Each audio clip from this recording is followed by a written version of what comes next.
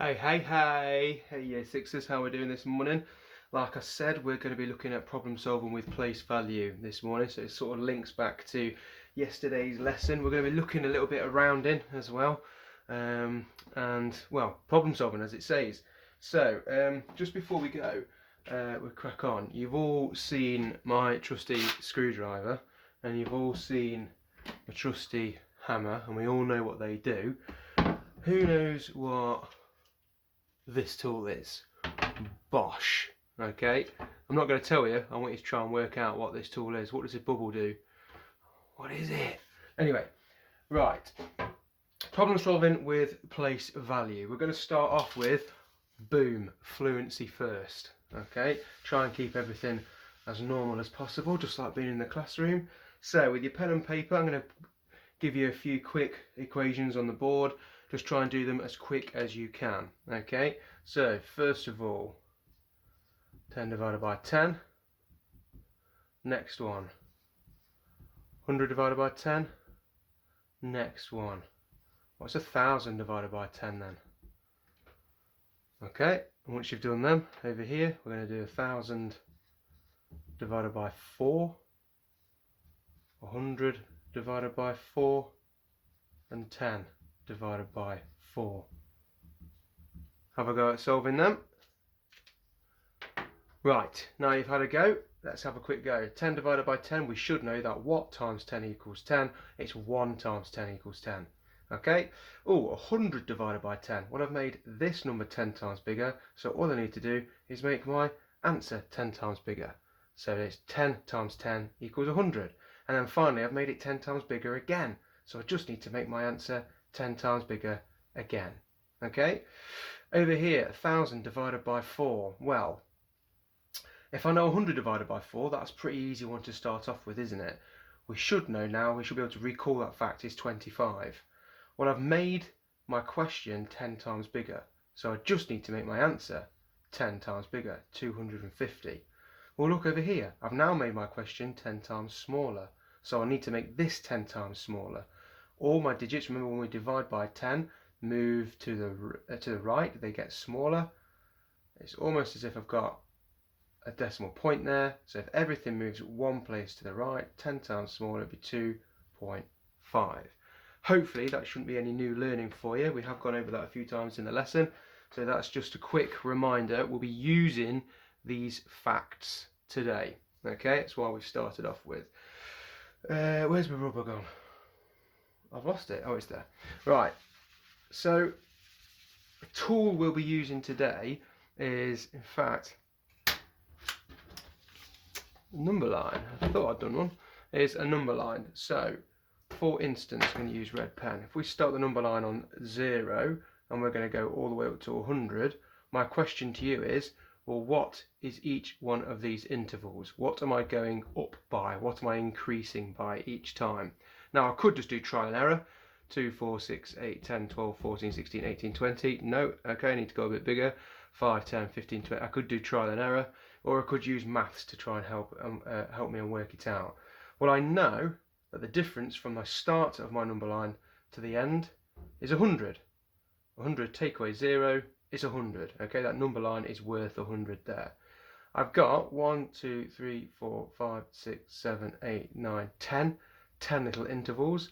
So what I need to do is share this 100 into 10 equal sections. Divide the 100 into 10 equal sections. Divide 100 by 10. Well, we've done that already this morning, haven't we? 100 divided by 10 is 10. So what that's telling me is each jump, each interval is increasing by 10. So it'll be 0, 10, 20, 30, 40, 50, 60, 70, 80, 90, and 100.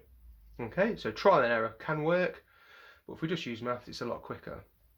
If I then give you this number line to carry on with, so that was 0 to 100, let's do 0 to 1,000 this time then. Okay, so the difference is 1,000. 1,000 take away 0 is 1,000. That number line is worth 1,000.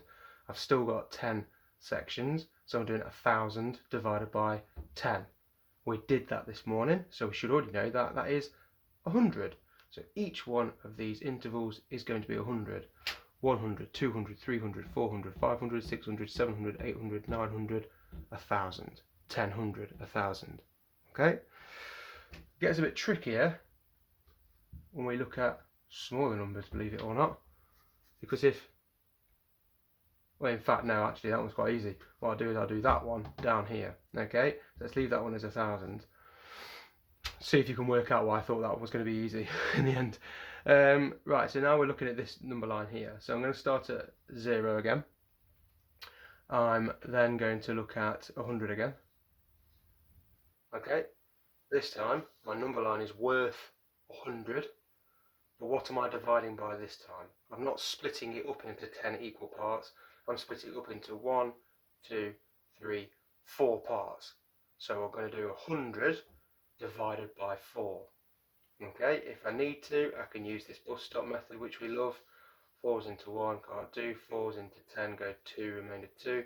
4s into 20, go 5. Okay, so that gives me the answer. I'm going up into 25s. Or, we should be able to know 100 divided by 4 from the fluency first this morning. So I'm going up into 25, 50, 75. Okay, same as if it's 1,000. If I'm going up in 1,000, I'm doing 1,000 divided by 4, which then is 250, 500, 750. Okay, so what we'll do now then is we'll move into the discover stage of the lesson. I'm going to leave my number lines on there. Bosh. Right. I'm going to use this work from our, use these questions from our textbook. I'll post the textbook as well, a picture of the textbook with the video on Google Classroom and Class Dojo, along with the practice book as well, so you've all got the work to do. So, for instance, question number 1, I'm going to give you 4, well, in fact what I'll do, 1, 2, 3, 4, I'm going to split these up like that. Should have 1, 2, 3, 4, 5, 6, 7, 8. 1, 2, 3, 4, right. So I'm going to put 5,000 here, 6,000 in the middle, and then 7,000 there. So already in my head I'm trying to work out my facts. I'm trying to work out, well, what's that number line worth altogether? What's half of the number line worth? What's this half of the number line worth? Okay, so 5,000 to 6,000, what's that section worth? What's the value of that part of the number line? Same with this bit here. Alright? Right, so if I give you these 4 numbers, I've got 5,837. I've got 6,164. I've got 6,068. And then I've got 5,000. Can I fit that on? Yeah, just about. 5,238. I've got those 4 numbers. What I want you to try and have a go at now is putting these numbers on this number line. You might have to estimate where they go first. Okay. First thing I'd want you to do though is work out what these intervals are, and it will help you massively trying to get them on the number line. So pause the video, work out these intervals, and then try and have a go at putting these on the number line. Off you go. Okay, so we're back. So I'm working out then, I've got 5,000 and 6,000. That's a difference of 1,000, isn't it? It's 1,000 to get to 6,000. So this part of the number line is worth 1,000. And I'm splitting it up, I'm dividing it equally into 4 sections. 1, 2, 3, and 4. That's still an interval, okay? 1, 2, 3, and 4. You're not dividing it by 3 little lines, okay? So I've just worked out 1,000 divided by 4 we know is 250, so I'm going up in 250s. Now, what a lot of you might have done is put 250, 500, and then 750 there. But that's not quite right, is it? Because we've started at 5,000. So that's 5,250, 5,500, 5,750. Now we're at 6,000, and we're doing the same jump again. 6,000 this time, 250. 6,500, 6,750. Okay, I've filled in my intervals. It should now be a piece of cake. If I've got a pen that works, brilliant. Piece of cake getting these numbers onto this number line. Okay, so first of all, 5,837. Well, the closest I can get to there's 5,750. The closest I can get to is going to be somewhere around there. Okay, so hopefully you put that number somewhere around there. 6,164. Well, I'm looking at 6,000 straight away. I'm over 6,000, but I'm not quite at 250, am I? 164, 250. So that number is going to be somewhere around there. Okay, I've then got 6,068. So which one's bigger, this one or that one? Well, that's got no hundreds, that's got 100. So I know it's over 6,000, but it's below 6,164. And then finally I've got 5,238. Over to the 5,000s. 250 is my first interval, this is 238, so I'm lower than my first interval. Oh, I'm going to write over my number now, that's annoying, isn't it? So I should be like that. Okay, my next question to you then is round these numbers to the nearest 1,000. So round these numbers to the nearest 1,000. Well, there's two ways I could do that.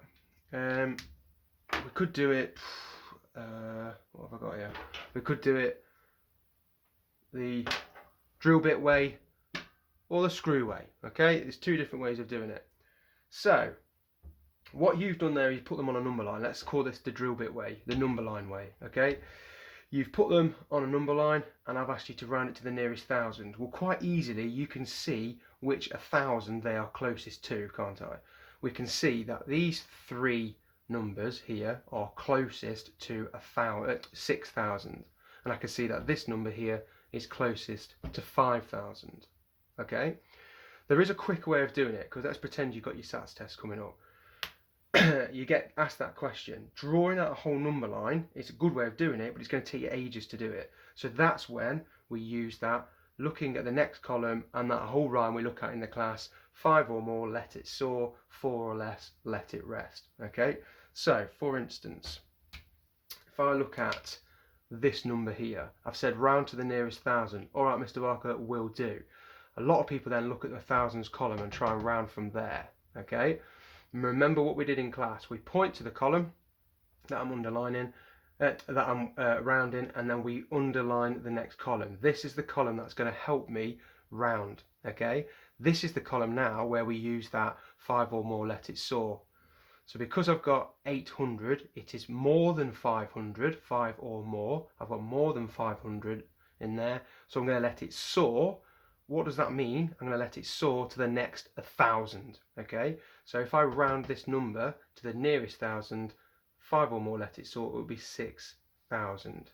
Okay, try it now with this one. Round this number to the nearest 1,000 for me. Pause, have a go. Okay, so hopefully you should have seen that is 4 or less. So I'm going to let it rest on the 1,000 that it's already on. So it's already on the 6,000, so I'll let it rest to 6,000. Okay, same with this one. I'm rounding to the 1,000. This is 4 or less, so I'm letting it rest onto the 6,000. Okay, look at this one. Round to the nearest 1,000, please. Okay, Mr. Barker, will do.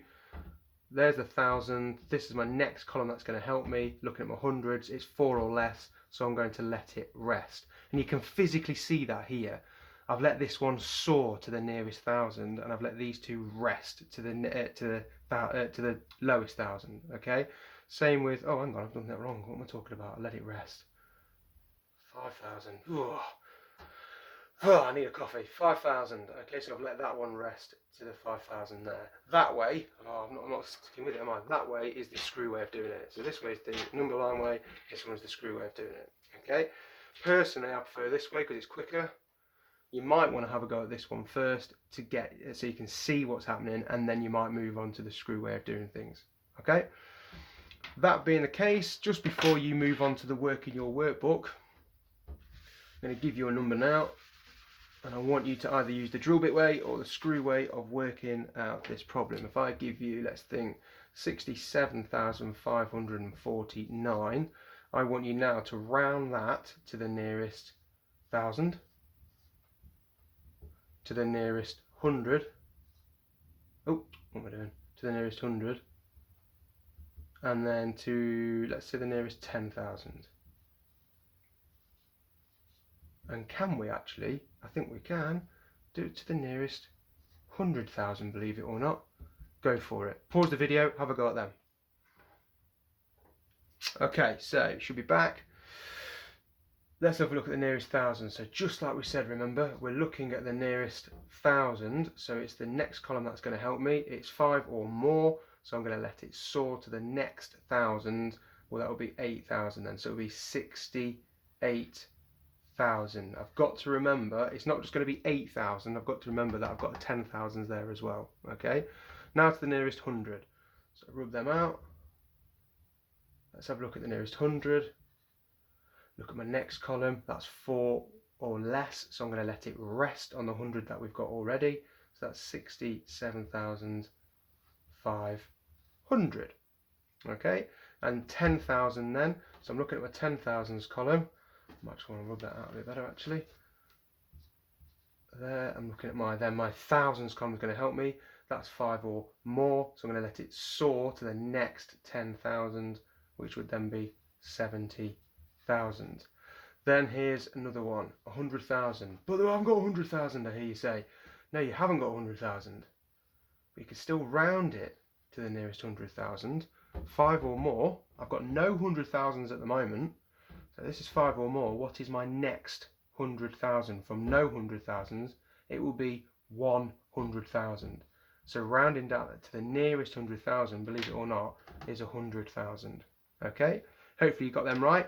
I'll post the work from the textbook and the practice book to go along this video as well. Good luck with it.